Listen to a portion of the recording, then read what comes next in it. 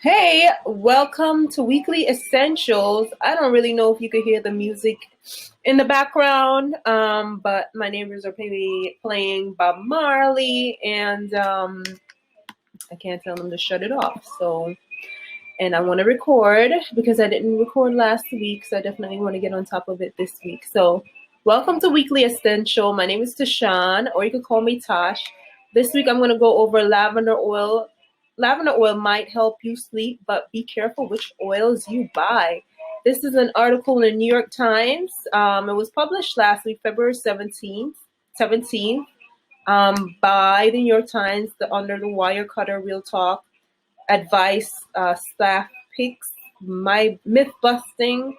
I don't know why I keep mispronouncing that, but myth busting and more. Let us help you. So I'm just gonna rush over the article, but you're gonna hear me stumble over a whole bunch of words because I'm half retarded. But yes, I'm gonna read over the article and then I'm gonna go over a few tips off the top of my head that I can remember that I thought was useful. But here we go. So aromatherapy enthusiasts claim essential oils can do everything from calm anxiety to slow hair loss. But Googling the topic may leave you unsure of the difference between genuine potential and gimmick advertising. One legitimate area of promise is lavender oil, used as sleep aid. You'll find plenty of oils and spray marketed for exactly this purpose, but not all are created equal. Here's what you need to know. Okay, should they go on to say what science says about essential oil? Navigating the murky waters of essential oils can get tricky. Using potent smelling oils as therapeutic treatments is an ancient but currently unlicensed practice. There are encouraging studies backing some essential oils, but by and large, the scientific research isn't robust. The specific composition of essential oils aren't regulated by the FDA. In short, commercially available essential oils are not proven to have the same effects as drugs, and the FDA does not monitor them as such. The FDA watches only to make sure essential oil companies don't market their oils like medications through labels and other advertisements. I think this is pretty good to go over, right? So it's saying the FDA does not monitor essential oils, commercial available essential oils, because they do not have the same effects as drugs. So they don't monitor them for that reason. I think that's very good to point out. Many people use essential oils by breathing them in through their nose via diffusion, spraying or soaking an item to smell, or simply whiffing a bottle of oil. Others apply them topically onto the skin, though before doing so, you typically should dilute them in a carrier oil like coconut or jojoba. Ingesting essential oil is not recommended, and that is highlighted. It is not recommended. It says that in the article. That's something I'd agree with. In theory, when inhaled, the strong scent molecules of essential oils travel from the nerves in your nose to the brain, impacting human emotions and psychological function based on an oil's composition. Different oils have been observed to have different effects, such as influencing the release of serotonin or dopamine. That said, the research on most oils marketed for sleep is not all that thorough. Okay? For sleep, experts vote lavender. Studies supporting lavender oil as a sleeping aid are solid, even though they're few in number, according to Dr. Charlene Gamaldo, medical director of Johns Hopkins Center for Sleep and Wellness. With her patients, Gamaldo is open to discussing lavender treatment via teas, oils, lotion, and sprays. as a non-prescription strategy. Lavender compound, she says, specifically has been one of the most studied, but she said she's hesitant to use oils beyond lavender because of limited scientific backing.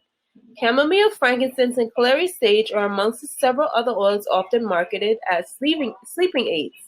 The market for sleep products, along with essential oil market, has become like Wild West. Dr. Alison Seiberg, a just clinical associate professor at Stanford Medicine's Division of Sleep Medicine. Still, Seinberg thinks lavender oil has good potential for sleep support. She said, however, that essential oils can't serve as formal treatment for psychiatric or medical condition like sleep apnea or insomnia. Seinberg said she views essential oils as holistic tools to support wellness, but she recommends consulting with a healthcare provider before using them. Okay, so they go on to say what to look for. If you do want to try lavender, Seinberg said it's wise to look to see if a company checks the potency and purity of their products with gas chromatography or mass spectrometry analysis, and if they provide this to the customer. Gas chromatography is a process used to separate a chemical mixture, and mass spectrometry allows each component to be separated and to be separately analyzed. Coupled, these processes are called GCMS, and they're used for a variety of chemical analysis. You should be able to find GCMS information on Essential Oil Company's website, and it can be helpful. Though not definitive, tool for assessing an oil's quality. Gamaldo mentioned that you can look for oils whose labels cite the International Organization of Standardization, ISO, an organization issuing basic essential oil standard that companies can use as a guide without enforcing standardization. But unless you purchase access to the ISO's list of specific characteristics for a given oil and compare its stats to those of the oils you're purchasing, you just have to take a company's word for the authenticity of its essential oil if it mentions ISO.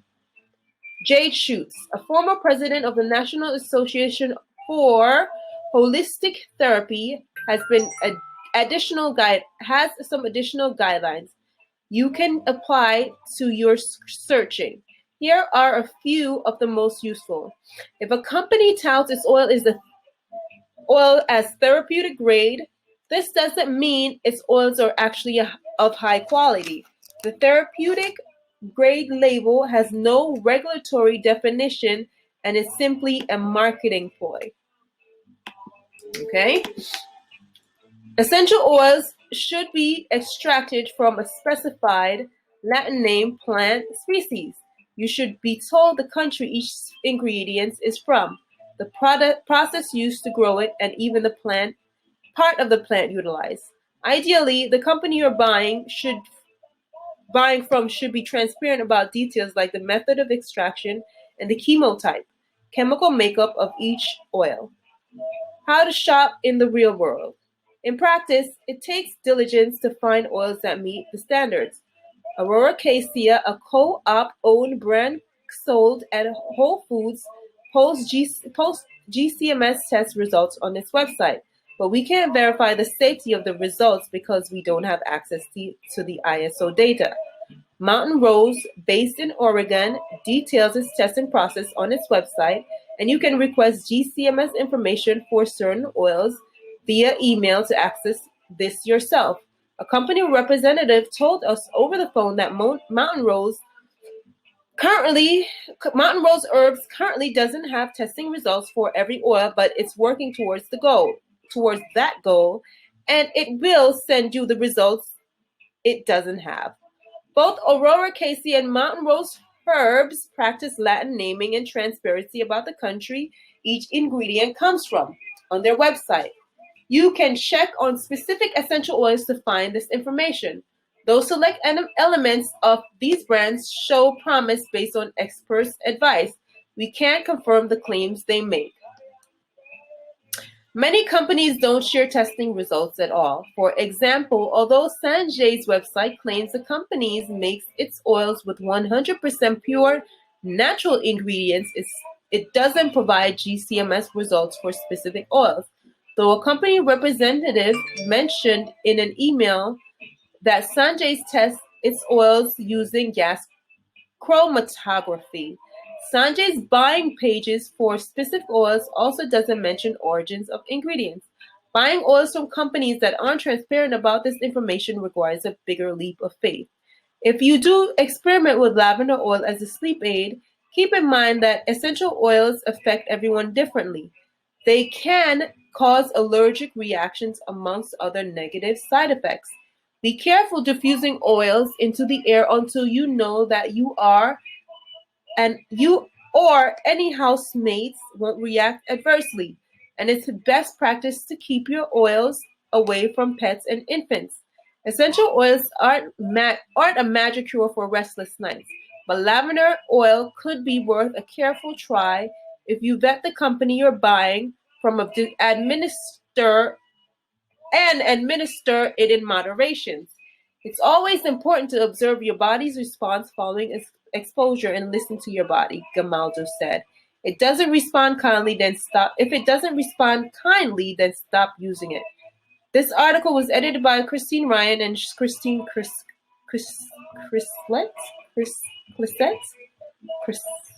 Cyr-Clisset. Okay, tongue twisted there. All right, so I think they said a lot of good things. But I just want to say a few things just to wrap it up. I think this article was pretty good. I think first and foremost, she's talking about lavender essential oil, but they made mention a little bit about right, the branding and the different labeling of the oil, like proper labeling of which oil and the what was that again? Let me see if I could find that. What to look for?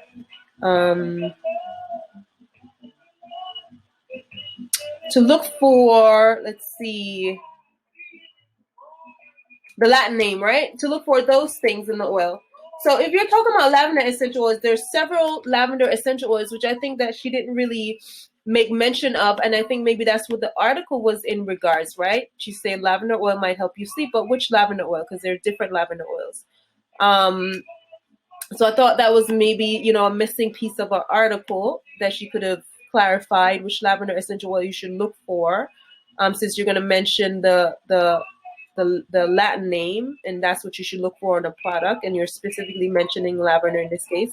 I also personally feel the GCMS report thingy is also another marketing scheme, and I'm going to make a separate post about that. I think that's also a marketing scheme. I think technically, even like customers are not going to look for, they're just going to look for lavender essential oil. So if you recommend, they're going to go to a store, or they're going to, email you, or they're going to go online and, look up, read what that lavender is about.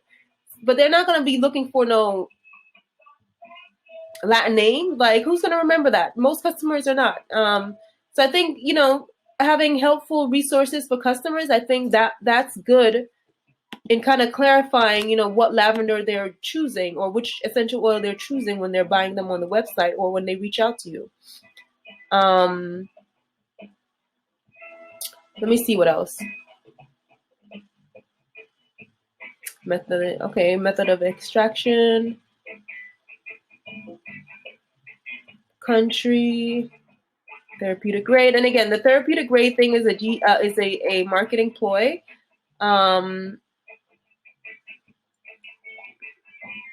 Let me see what else I could think of that is essential to mentioning on this. Yes. So, and of course, they mentioned not to ingest essential oil, not to take it internally. And then the last piece about essential oils aren't magic cure. They aren't, and you should use them. Make sure you blend them, and use them over time. Like, if you have a problem, or it's like prevention is better than cure. And I know, like, maybe at times we're in a situation where we need assistance, but less is more when it comes to oils, and then you don't know how you're going to react to them, so it's better to be careful, more or less. And that's more or less that's this week. Essential oil. Lavender oils might help you sleep, but be careful which essential oil you buy. Yes, you have to be careful with the oils you buy. I think developing trust with the company you purchase from is essential. I think we are not there distilling oils, so we don't know what's in the oils. We're not there at the location, so we can't tell what's in the oils. And I think that's important to keep in mind, and stop saying like, oh, this you're gonna look for, that you're gonna look for. It's gonna be on a level when we go buy stuff.